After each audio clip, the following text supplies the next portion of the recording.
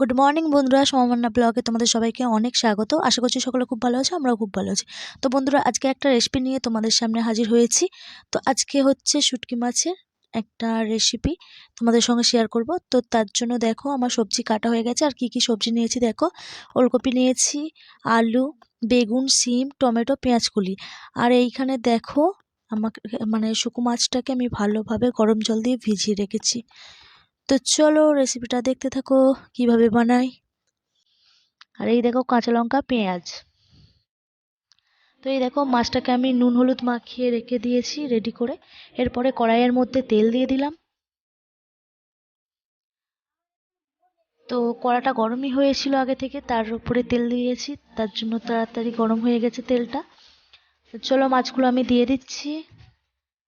আর এই মাছগুলো ভালোভাবে একটু নেড়ে ছেড়ে আমি একটু লাল লাল করে ভেজে নেব। বেশি লাল করে ভাজতে গেলে আবার পুড়েও যেতে পারে। তো দেখো আমার মাছগুলো পুরো রেডি হয়ে গেছে। আর মাছগুলো আমার পুরো ভালোভাবে ভাজাও হয়ে গেছে, লাল লাল হয়ে গেছে। তো চলো আমি এগুলো তুলে নিই।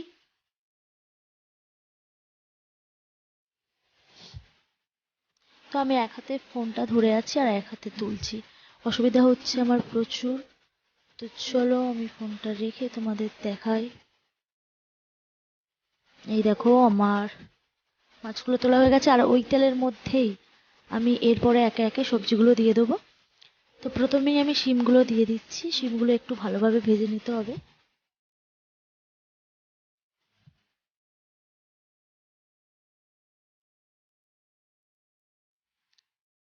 তো চটপট করার জন্য আমি একটু ভিডিওটা ফাস্ট করছি।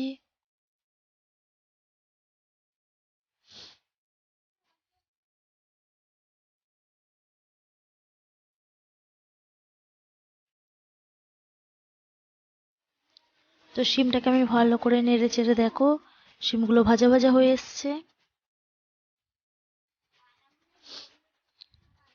তো এরপরে আমি কি দিচ্ছি দেখো, এরপরে আমি আলুগুলো দিয়ে দিচ্ছি।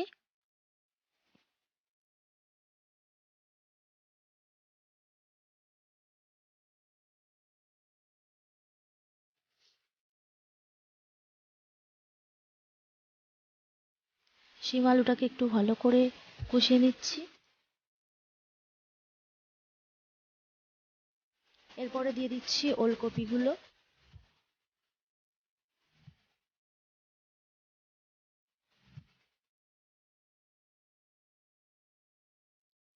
তো শিম আলু ওলকপি আমি একটু ভালো করে নেড়ে ছেড়ে নিচ্ছি, তারপরে দিয়ে দিচ্ছি পেঁয়াজ কলি।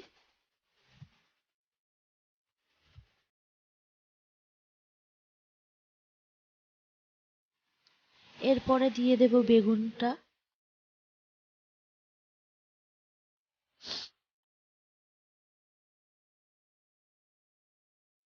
তো তারপরে আমি দিয়ে দিচ্ছি লবণ। লবণ দিলে সমস্ত সবজিগুলো একটু নরম হয়ে যায়। তো একসাথেই দিয়ে দিচ্ছি সব মশলাগুলো, হলুদ গুঁড়ো, লঙ্কা গুঁড়ো। কারণটা হচ্ছে আমি এক হাতে ফোনটা ধরে আছি আর এক হাতে আমি রান্না করছি। আমাদের এখানে ফোনটা রাখার মতো কোথাও জায়গা নেই। তো আমি জল দিয়ে দিলাম। জল দিয়ে এরপরে আমি শুকনো মাছগুলো দিয়ে দেব। ভাজা যে শুটকি মাছগুলো ছিল সেইগুলো দিয়ে দিচ্ছি উপরে। আমি ডুবিয়ে দেবো না, উপরে দিয়ে দেবো। দিয়ে একটা থালা দিয়ে আমি ঢাকনা দিয়ে দিচ্ছি। তো ফিরে আসছি কিছুক্ষণ পর। তো চলো ফিরে চলে এসেছি। আর এই দেখো ফিরে আসার পর দেখো আলুগুলো সেদ্ধ হয়ে গেছে। তো আমি আলুগুলো সেদ্ধ হয়ে গেছে ঢেলে রেখে দিয়েছি। তারপরে কড়াই আবার তেল দিয়েছি, দিয়ে কাঁচা লঙ্কা দিলাম। কাঁচা লঙ্কাগুলো মাঝখান থেকে ছিঁড়ে নিয়েছি।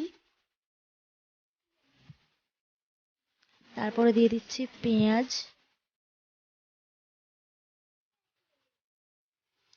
তো কাঁচা লঙ্কা পেঁয়াজটা দিয়ে একটু ভাজা ভাজা করে নিচ্ছি।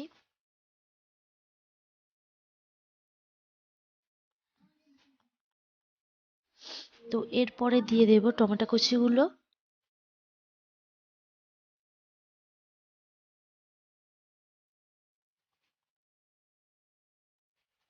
টমেটো কুচি পেঁয়াজ একসঙ্গে ভালোভাবে নেড়ে নেব। এরপরে দিয়ে দেব আদা রসুন বাটা। এই যে আদা রসুন বাটা, তো দিয়ে দিলাম। আদা রসুন বাটা দিয়ে একটু ভালো করে কষিয়ে নিতে হবে। আর এতে সেরকম কোনো মশলা দেব না।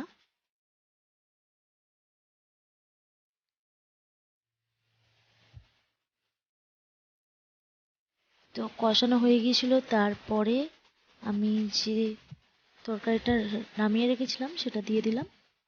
তো এই দেখো তরকারিটা প্রায় হয়ে এসছে। তো আমাদের তরকারি পুরো রেডি, দেখতেই পাচ্ছ কত সুন্দর দেখতে হয়েছে। তো যদি রেসিপিটা তোমাদের ভালো লেগে থাকে অবশ্যই ভিডিওটা লাইক করে চ্যানেলটিকে সাবস্ক্রাইব করে দেবে।